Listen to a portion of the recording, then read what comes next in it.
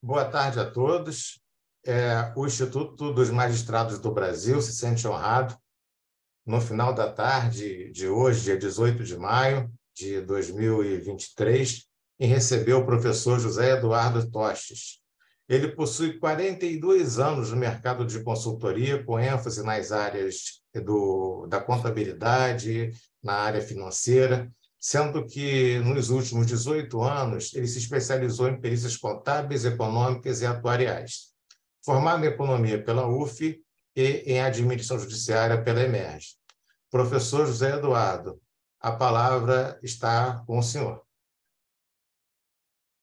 Muito obrigado, Excelência.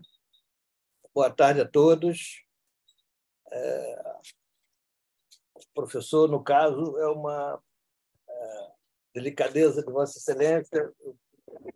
A gente se esforça para aprender, mas cada dia que passa, vamos melhorando esse aprendizado. Eu vou começar falando um pouco da minha experiência.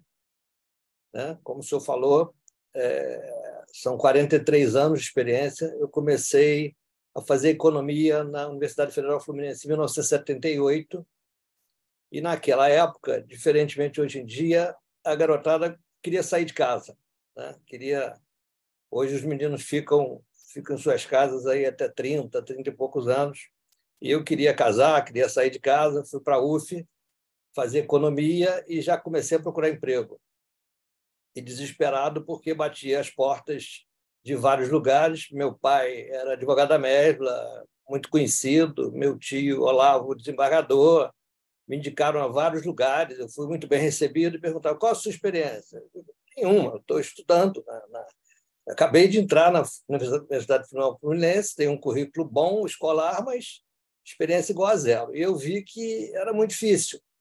E aí surgiram essas empresas de auditoria. Naquela época foi o auge das empresas de auditoria e consultoria, e eu me inscrevi, então, para KPMG, que era Pitt Marwick na época, e para a Price.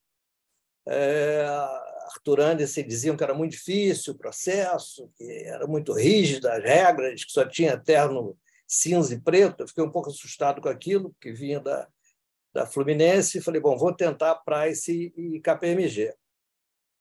E a gente teve a felicidade, naquela época, não vou nem entrar no mérito dele enquanto político, apesar de ter votado nele nas vezes que veio, talvez o professor mais brilhante que eu tive na minha vida toda foi o César Maia.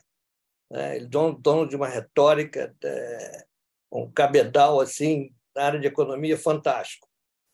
E aí comecei a fazer os testes lá na Price e na Pitt em paralelo. Um belo dia, à noite, teve uma medida econômica bastante complexa, as taxas inflacionárias naquela época, 78, 79, eram explosivas, e o ministro, saudoso ministro Mário Henrique Simons, fez um plano econômico devastador, muito complexo, e que ninguém entendia. E o César Maia, ao contrário de seguir o currículo do curso, ele se atinha às matérias de jornal. E nessa noite, então, ele escorreu sobre o plano econômico, qual era a opinião dele, a visão dele, explicou para a gente a cada detalhe. E eu sempre fui muito de prestar atenção nas aulas. Gostava de prestar atenção nas aulas, porque acho que depois, para estudar, ficava muito mais fácil. Na manhã seguinte, eu tinha entrevista na Price. E os caras me perguntaram: o que você achou do plano econômico do professor Mário Henrique Simons? Eu não acreditei, naquela loteria. E disse para eles: olha, eu tive uma aula ontem com o professor César Maia, na UF, e eu acho isso. Os caras acharam que eu era um gênio, porque como é que podia um garoto de 20 anos saber tanto do plano econômico que tinha sido lançado? Eu falei: não, simplesmente eu prestei atenção na aula. E aí passei, por conta dessa matéria, que foi repetitiva também na KPMG, passei para as duas empresas, E acabei escolhendo a KPMG porque era uma empresa menor, ela tinha acabado de sair de uma cisão da Price, era uma empresa pequena e eu achei que eu ia ter mais oportunidades. E, de fato, em 3 anos eu cresci muito, tinha um sócio de impostos que gostava muito de mim e me levou para um banco na época era o Banco Residência, dizendo que eu ia ser diretor lá, não sei o quê, imagina, iludindo um garoto de 22 anos, 23 anos. E eu fui, né, encantado lá com a proposta, e em 3 meses o banco estava quebrando. Aí eu fui, falei, agora, né, eu já com a filha pequena, comecei a ficar desesperado. Eu estava andando pela rua e encontrei um camarada que era sócio da Arthur Andersen.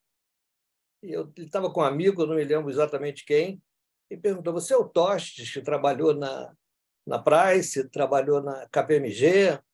Eu falei: sou eu mesmo. Ah, nós estamos precisando de um sênior lá na Arthur Andersen.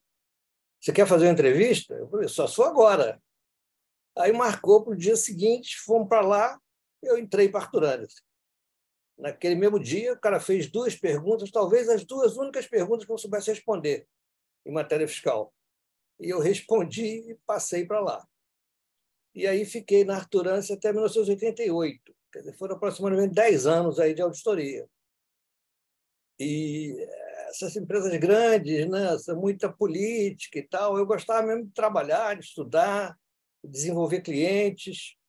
E eu percebi naquela altura que os clientes eram meus, não eram clientes da Arthur Andersen, né? A consultoria fiscal é uma coisa de muita intimidade, que você sabe das contas das empresas todas, e acabei montando meu escritório, Tostes Consultoria, onde eu estou até hoje, né?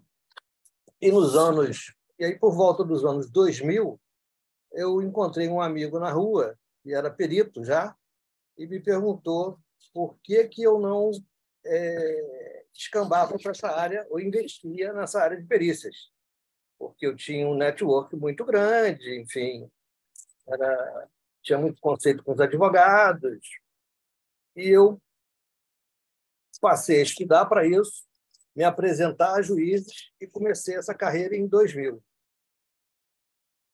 Então, assim, resumindo, com os ensinamentos dos meus pais, meus irmãos, eu tenho um irmão mais velho, mais novo, enfim, de caráter, humildade, de certo de que a gente está sempre tem o que aprender, e paixão pelo trabalho, eu acho que eu acabei me formando perito, e onde eu tenho hoje uma grande paixão, porque, diferentemente da consultoria, o que tem de fantástico na perícia é que cada dia você tem uma coisa nova para descobrir. Eu gosto muito do desafio. Então, tem processos de todo gênero. Não adianta dizer que mesmo coisa de crédito bancário é um diferente do outro. Um é o cara que não tinha dinheiro, comprou sem poder, mas todos têm suas peculiaridades, cada caso é um caso, e eu e todo mundo no meu escritório, a gente tem paixão por essas causas, sejam pequenas, sejam justiça gratuita, sejam grandes. Formamos um time multidisciplinar que atua, enfim, em várias áreas, aí, como eu vou falar um pouco mais depois.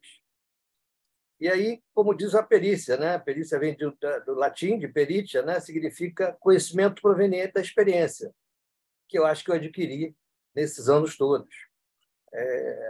E tenho tentado contribuir aí com os juízes, com o tribunal, para as decisões. O artigo 464 do Código de Processo Civil diz que a prova pericial consiste em exame, vistoria e avaliação. Então, nos processos, de uma maneira geral, judiciais, as partes podem requerer ao juízo a realização de perícia, esclarecendo, de preferência logo de pronto, que provas desejam produzir. E, evidentemente, a decisão final é do magistrado. Se, de fato, o processo carece de provas adicionais, se ele tem ou não pareceres técnicos que suportem a questão. E, enfim, o juiz determina. Regra geral, quando as partes pedem prova, o juiz concorda e, enfim, nomeia o perito. É muito bom quando, já nessa fase, que acontece regra geral, o juiz já determina quais são os pontos controvertidos, né? Para que a gente possa auxiliá-lo mais. Inclusive, se isso não ficar claro, eu tomo sempre a liberdade de ir ao magistrado para ouvir dele, em loco, discutir, se assim ficar possível, né? Se eu tiver alguma dúvida, exatamente qual é o ponto controvertido. Sempre se atendo à questão técnica, né, de economia ou contabilidade, que seja, obviamente, sem adentrar no mérito da causa, que o magistrado, no final das contas, é que vai decidir. Né? Como eu estava dizendo, em função da complexidade cada vez maior das perícias, a gente criou uma equipe no escritório composta de economista, no caso sou eu, tecnologia de informação, administração, contador, atuário, engenheiro e grafotécnico, né? Com foco maior, principalmente em economia e contabilidade. Quando a gente é nomeado, tem uma lógica para fazer a petição de honorários. Primeira coisa que eu aprendi com o primeiro período que trabalhou comigo, foi meu sócio, é ler o processo inteiro. Não tem esse negócio de pega a decisão do juiz, o que ele mandou fazer e faz. Não, a gente lê o processo inteiro. Pode ser ato ordinatório, pode ser o que for. Cada página do processo ela é lida, feito um resumo para o bom entendimento do que está se discutindo ali, né? Independente das decisões. É óbvio que nas decisões, regra geral, o magistrado faz um resumo, né? Quando ele vai sanear o processo, ele faz um resumo, mas é um resumo, digamos, muito rápido. Então, a gente procura ler tudo, principalmente porque o magistrado, regra geral, por exemplo, se tem documentação, ele não se atém a verificar, porque é o trabalho do perito. Então, a gente já vê toda a documentação que está anexada para ver se vai ser necessário documentos adicionais. Então, nessa petição que a gente faz os honorários, a gente já tenta verificar se nós temos ali nos autos elementos suficientes para preparar a perícia. Caso contrário, a gente já pede que Vossa Excelência intime as partes para apresentar, sejam declarações de demonstrações financeiras, sejam documentos, notas fiscais, enfim, qualquer documento que sirva para atender o objetivo da perícia. Porque tem sido muito comum, até discutindo no tribunal, a questão de documentos fora do prazo, né? Depois de terminada a perícia, as partes virem com documentos, então isso é muito ruim. Então, eu zelo para que as partes coloquem nos autos o máximo de documentos possíveis. É melhor colocar de mais do que de menos, para a gente ter uma noção exata do que vai fazer. Definimos já nessa petição de honorários, a metodologia de trabalho para dar oportunidade às partes de, enfim, acatarem ou não. E aí a importância das partes nomearem assistentes técnicos, né? Também está no código, que o juiz, regra geral, dá um prazo, quando ele nomeia o perito, dá o prazo para a apresentação dos quesitos e a nomeação de assistentes técnicos. Nem sempre, até em causas grandes, as partes, os advogados, as empresas, às vezes até por questões de economia, nomeiam assistente técnico, mas é fundamental para o bom trabalho do perício, para o desenrolar da perícia, para que a gente chegue a um consenso entre as partes que haja o assistente técnico nomeado. A gente, até nesse aspecto, a tecnologia, né, que se desenvolveu, como essa aqui que nós estamos utilizando, que se desenvolveu com a Covid, que foi uma tragédia, mas trouxe algumas coisas positivas, a gente utiliza muito hoje em dia, porque era muito difícil você, às vezes, você tem técnico em São Paulo, outro em Porto Alegre. Como é que você fazia a reunião? Hoje a gente faz as reuniões virtuais, então o cara não pode dizer que não tem, a gente dá 2, 3 datas, ou que ele sugira uma outra data, para a gente reunir, para que as partes, sempre em conjunto, possam expor seus pontos de vista. há pouco tempo eu fiz um e-mail desse para os assistentes, e um deles era até um perito bastante experiente, bastante antigo, assim, e ficou um pouco intimidado de fazer a apresentação junto à outra parte, porque poxa, eu vou mostrar para ele qual é o meu lado de defesa. Eu falei, não, você já devia ter mostrado no processo. Então, agora aqui é um ambiente de técnicos que vão discutir, eu não posso discutir só com você, eu tenho que abrir para outra parte também falar. Então, fazemos isso no mesmo momento, que a gente ganha tempo, ganha celeridade. E, quem sabe, chegamos num laudo que tem as arestas aparadas, porque está todo mundo democraticamente ali naquela reunião, com direito de fala e de rebater até o ponto de vista dos outros. Nós estamos falando de técnica, não estamos falando de juridiquês ou de mérito do processo. Aí, depois quem vai resolver é o juiz, né? O magistrado. Mas ter essa oportunidade dos técnicos de debaterem os assuntos, que nem sempre são pão, pão, queijo, queijo, né? Avaliações de empresa, por exemplo, às vezes liquidação de sentença, tem suas complexidades. Mas, infelizmente, não está melhorando, mas acho que até com a dificuldade da economia, as pessoas não acreditam na importância dos assistentes técnicos, né? E, como dizia um velho amigo meu que faleceu aí prematuramente, na verdade, os três são peritos, né? Um está nomeado pelo juiz, os outros dois estão nomeados pelas partes, mas os três têm habilidades, senão não estariam nomeados ali e falam como perito. E eu respeito, porque às vezes eu estou do outro lado também, né? Eu atuo como assistente técnico também. Então, eu trato todo mundo com a maior gentileza, enfim, cordialidade possível, porque é isso que a gente espera, né, quando está numa situação distinta. E esse é um cuidado que eu tenho sempre, né, porque com 20 anos praticamente, aí, fora os outros 20 anos de consultoria, eu conheço praticamente todo mundo. Então, quando a gente vai fazer uma perícia, vira e mexe, eu conheço o assistente técnico da autora e o assistente técnico da ré. Isso não quer dizer que eu não tenho isenção. Eu vou fazer a coisa tecnicamente, até bom quando você tem, né, um diálogo livre para debater e as chances são iguais de todo mundo. A gente não escolhe nem quem é a gente para isso, né? Se o lado é mais fraco, se o lado é mais forte, a gente procura ver tecnicamente quem tem razão para colocar na frente do juiz a nossa opinião de técnico.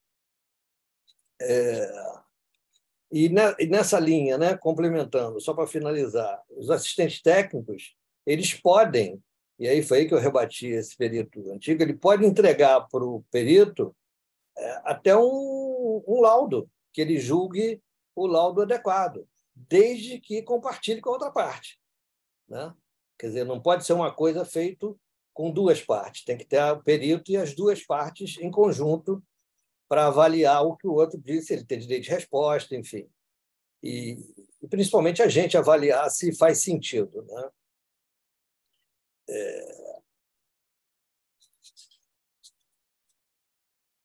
Outro item importante que a gente faz, feito esse dever de casa, do início dos trabalhos, conversando com os assistentes técnicos, etc., a reunião com a equipe no escritório. Nas reuniões com a equipe, a gente verifica se há alguma dúvida quanto ao objeto da perícia,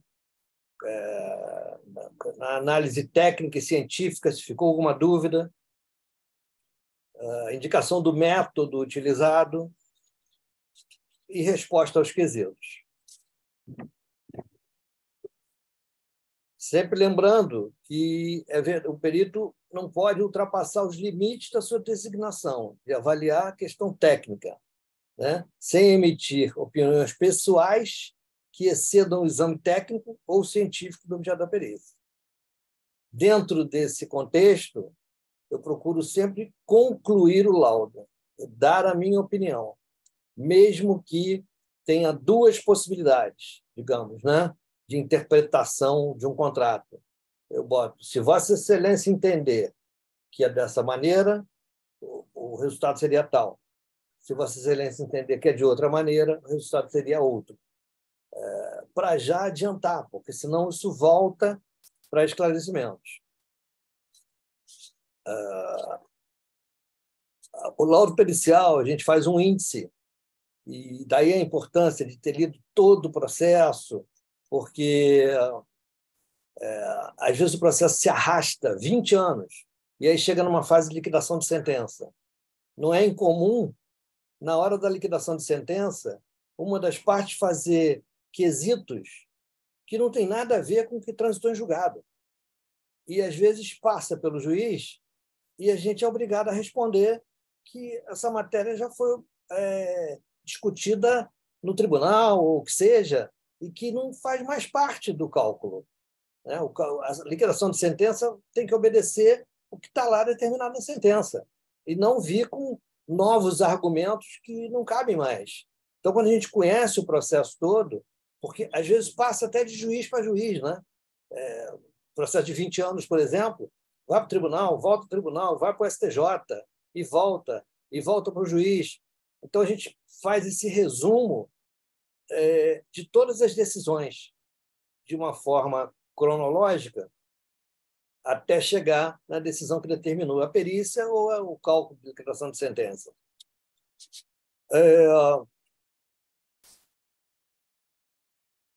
Relacionamos também quais foram os documentos examinados, quais as diligências que houve, né, com os assistentes técnicos, as reuniões com os assistentes técnicos,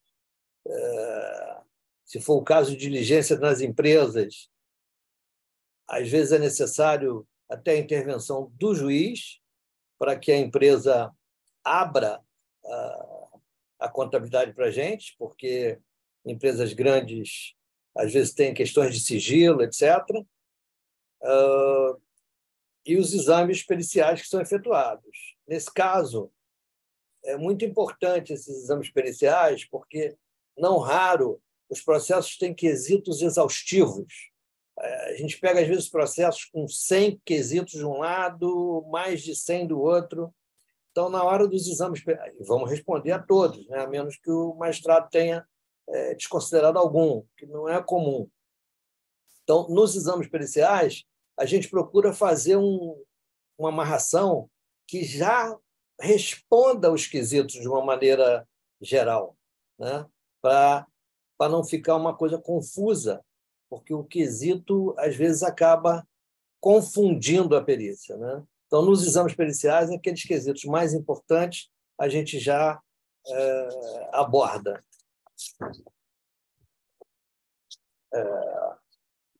As respostas aos quesitos e, finalmente, a conclusão, né?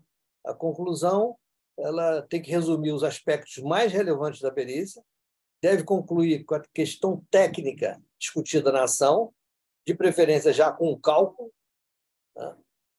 Deve dar condições ao juízo de formar opinião sobre o processo e decidir do ponto de vista estritamente técnico quem tem razão, sempre fugindo da questão de mérito.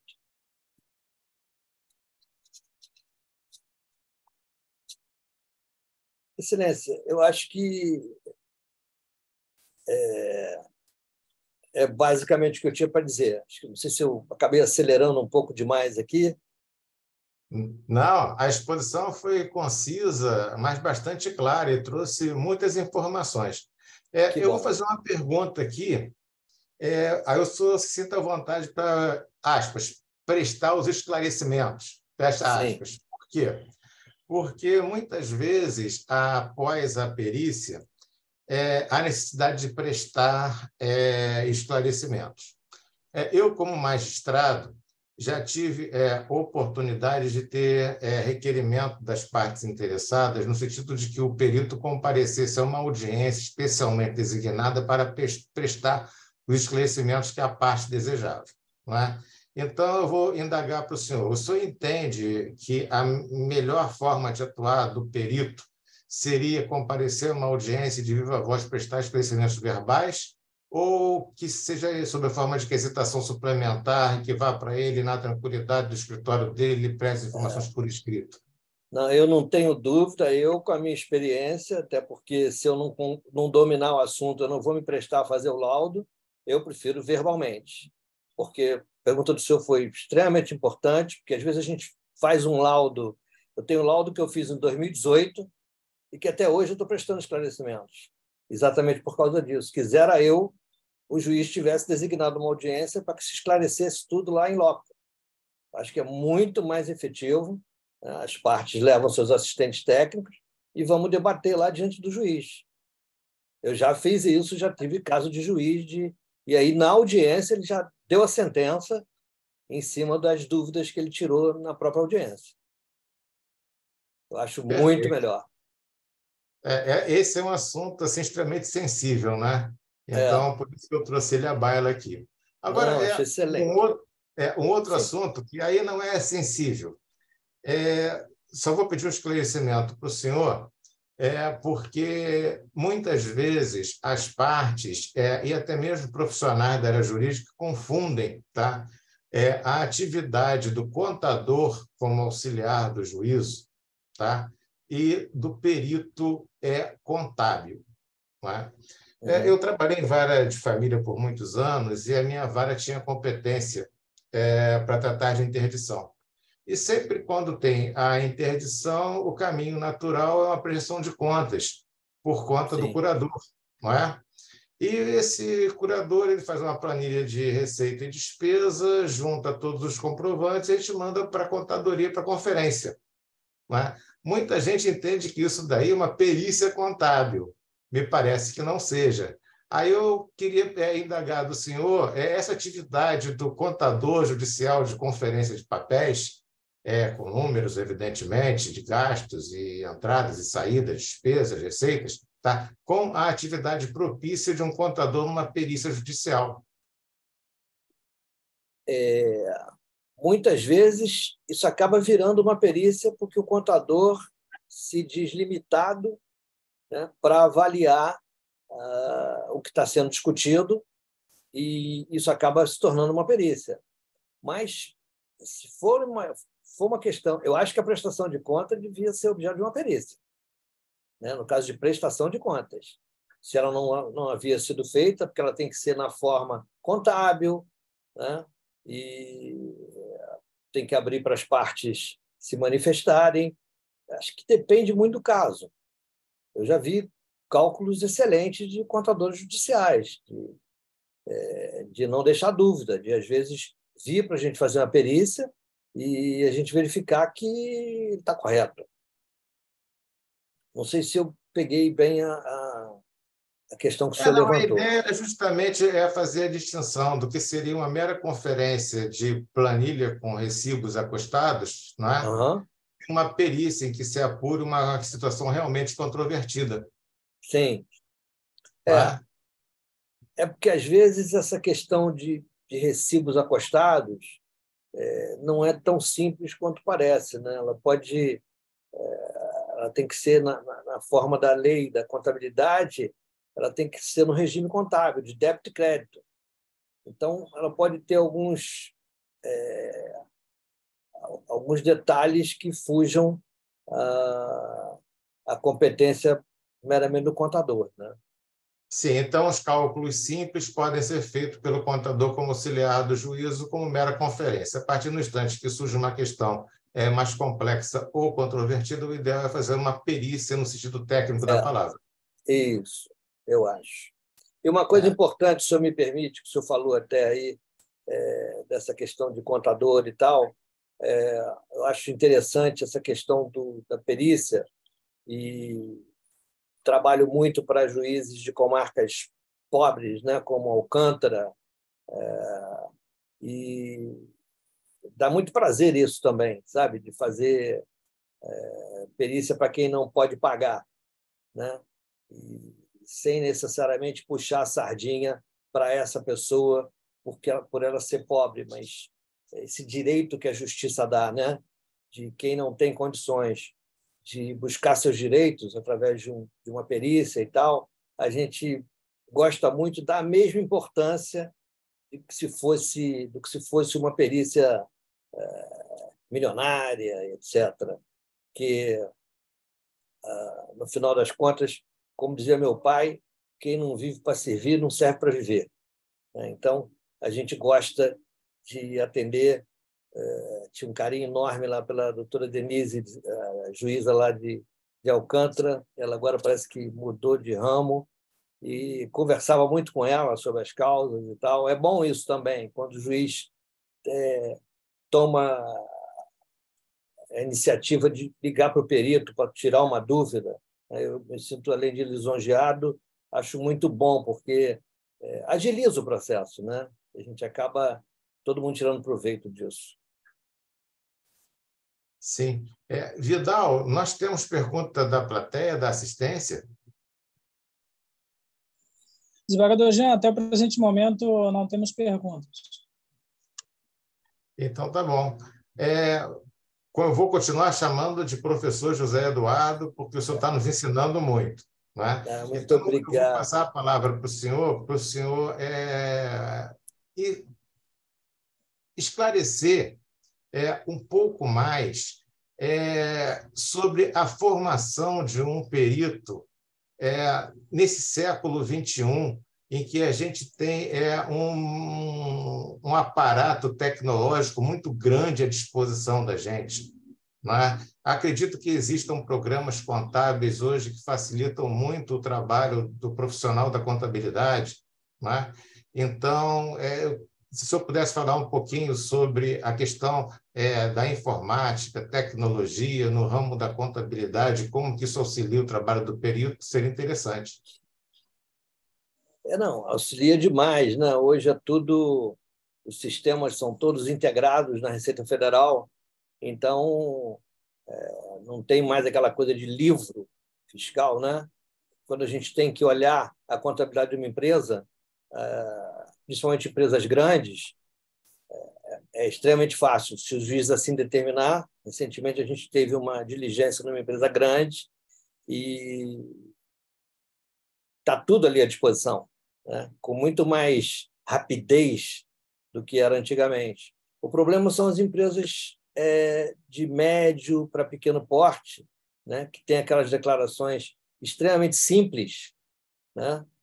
Até porque é o que a legislação basicamente exige, quando a gente tem que fazer uma apuração de haveres dessas empresas e, regra geral, o sócio que está se retirando não consegue que o outro, que é administrador, entregue para a gente as demonstrações, né? Aí os processos se arrastam muitos anos.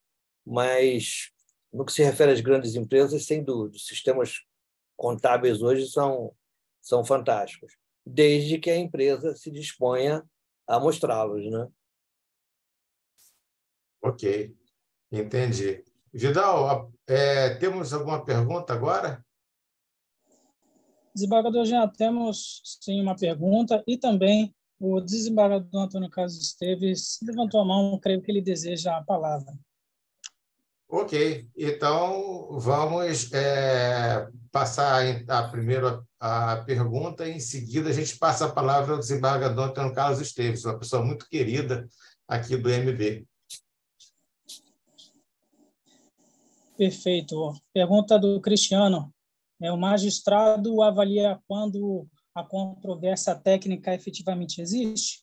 Digo nos casos de o perito já ter esclarecido objetivamente, entretanto, a parte insiste em requerer audiência presencial. Excelência, falhou um pouquinho para mim. Me desculpa, o senhor poderia repetir a pergunta? Vidal, pode repetir? Perfeito. O magistrado avalia quando a controvérsia técnica efetivamente existe? Digo nos casos de o perito já ter esclarecido objetivamente. Entretanto, a parte insiste em requerer a audiência presencial.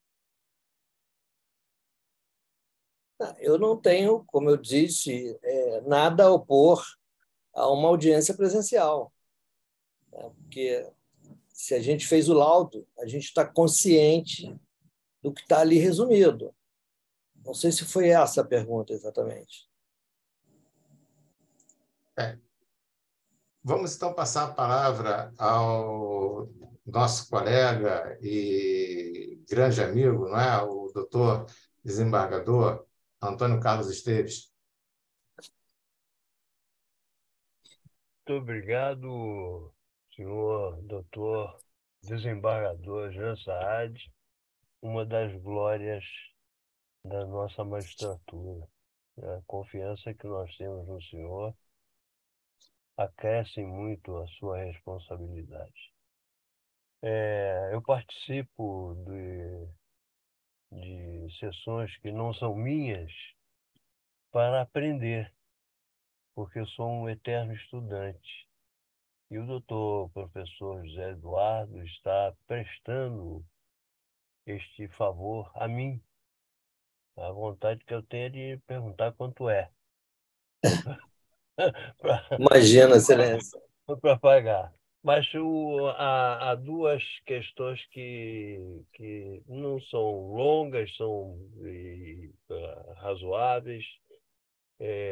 A primeira delas é elogiar a possibilidade de suspensão do processo quando o caso transita pelo Tribunal Marítimo.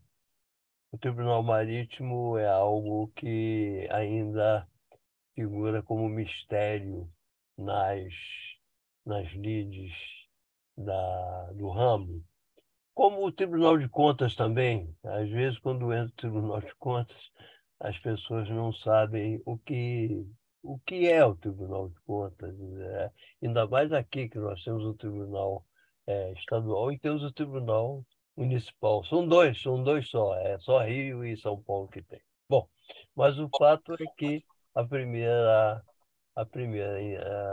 observação é sobre o cuidado que o colega tem, e essa é a razão de eu ousar, doutor Jean Saad e doutor José Eduardo, intervir para que os colegas que, porventura, não tiveram ainda a oportunidade de examinar, que vissem o que os juízes do Tribunal Marítimo fazem, porque eles são de uma importância absoluta.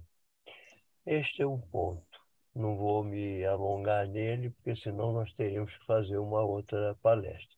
Mas Sim. a outra questão é a seguinte: a lei diz que as partes incumbe ao juiz em deferir quesitos impertinentes e formular quesitos que entender necessários ao esclarecimento da causa. É uma oportunidade, desembargador Jean Saad, de nós lembrarmos, para muito pouco, que a nossa magistratura é uma magistratura excelente.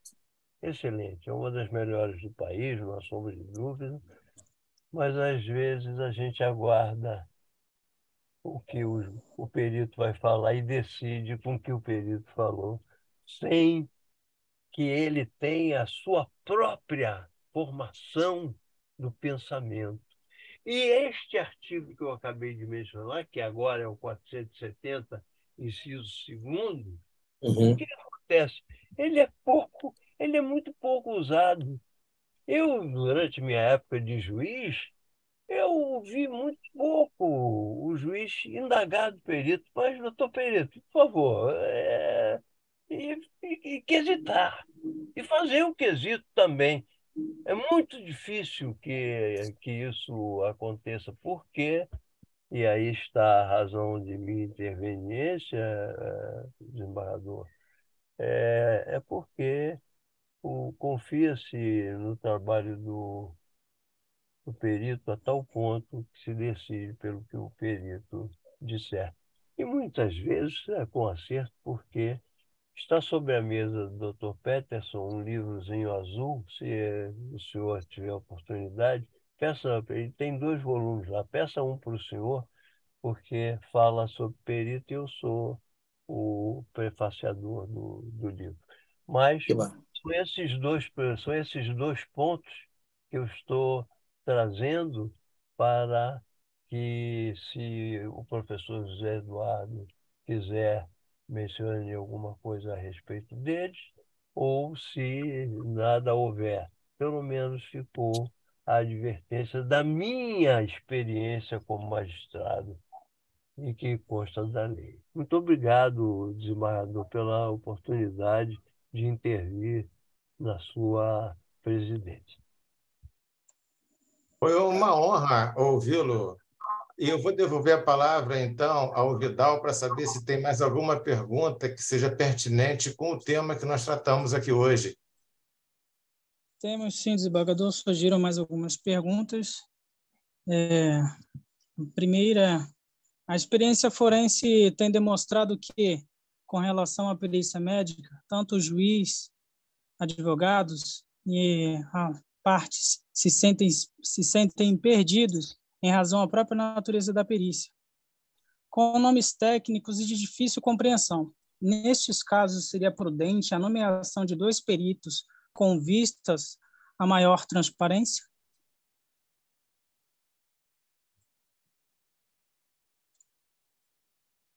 Professor José Eduardo, entendeu a pergunta? Eu entendi. Eu acho interessante, né? Na verdade, na própria lei se estabelece que ele tem que usar termos que sejam que as partes possam entender, né?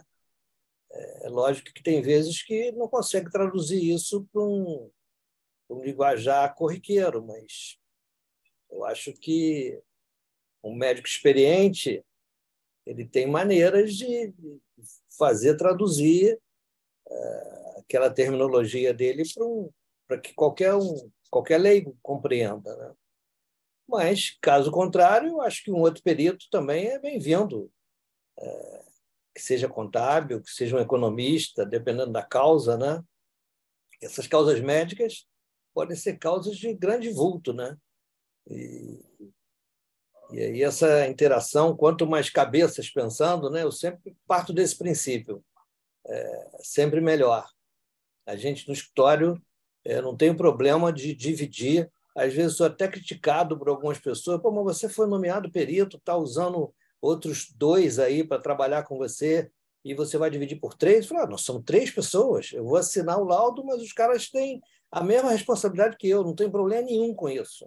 O que eu quero é entregar o trabalho final possível. E eu acho que um caso desse merece.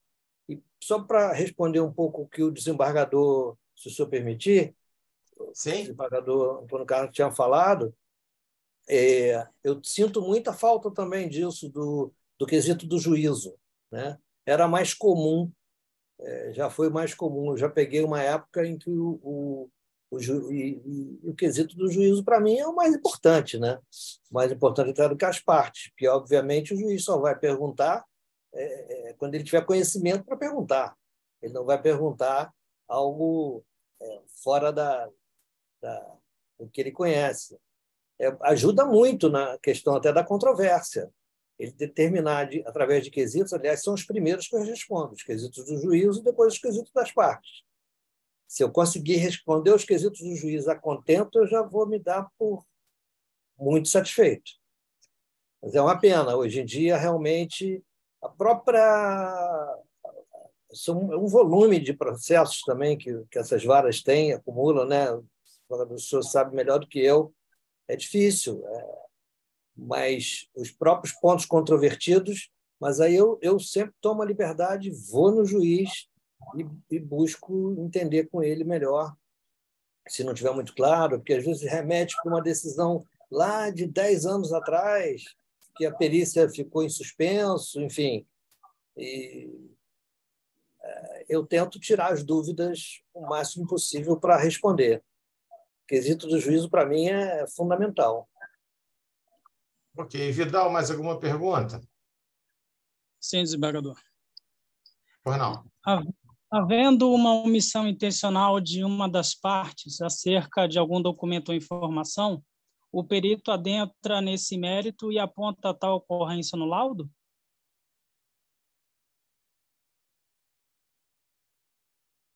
Olha, eu não sei se eu entendi exatamente, mas isso aí talvez não esteja falando de um crime, né? De uma omissão intencional de um documento.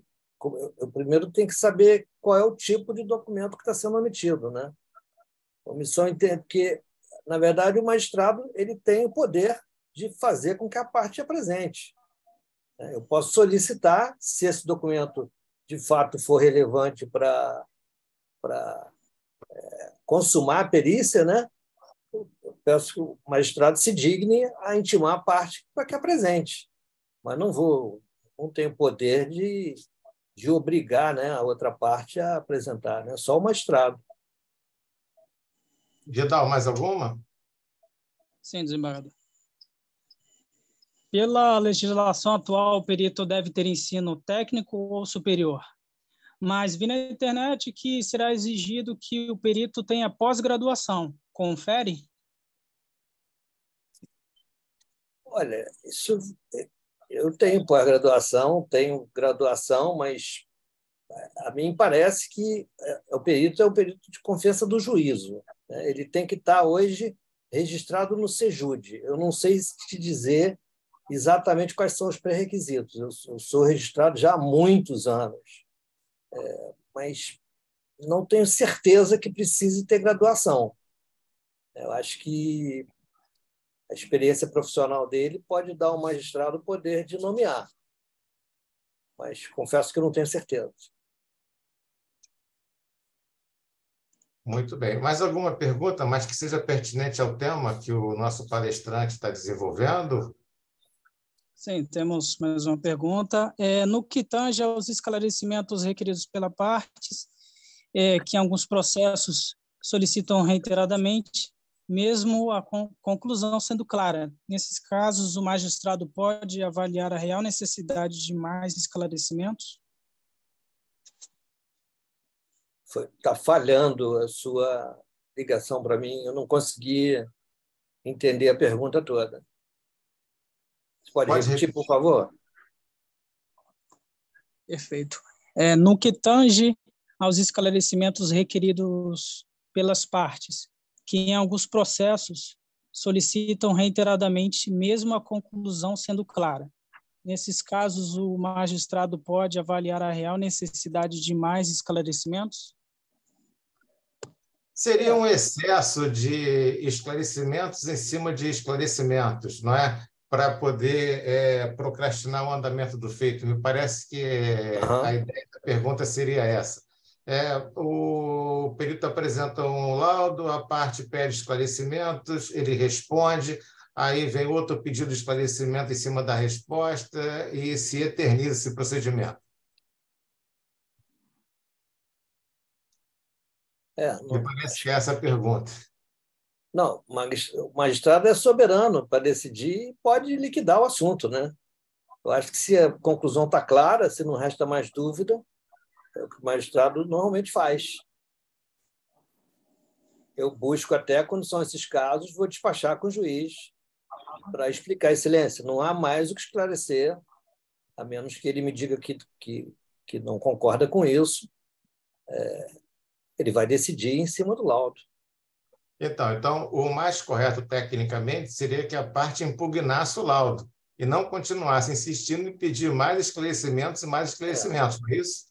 Verdade. Ok. Bom, eu vou agradecer muito a participação do nosso convidado, José Eduardo Dostes, né, que nos brindou hoje com muitos ensinamentos no que diz respeito à atividade pericial, em especial a atividade da perícia contábil, não é? E dizer que o IMB, Instituto dos Magistrados do Brasil, se encontra à sua disposição para quando quiser voltar. As portas estão abertas e a internet também para um novo evento com o senhor. Muito obrigado, excelência. Posso fazer um agradecimento aqui final? Sim, senhor. Eu não estou aqui à toa, né? Eu tenho minha família, eu devo muito do que eu conquisto ao longo do tempo. é a minha maior riqueza, né? Então, queria agradecer a minha família, minha mulher, meus filhos, em especial minha filha Gabriela, que faleceu de forma prematura há 2 anos. E aí trazer as palavras de uma escritora inglesa que eu estou tendo a oportunidade de ler agora, que é fantástica, Christina Baker Klein, que diz que talvez o que você achou que perdera ainda está lá, dentro de você, dando-lhe força. Muito obrigado, Vossa Excelência, desembargador Peterson também, que me convidou também, enfim, a todo o tribunal pela deferência, pela honra de estar aqui fazendo essa palestra, onde eu só aprendi. O senhor, no final desse evento, sensibiliza todos nós ao falar de uma questão muito importante, que é a família, não é?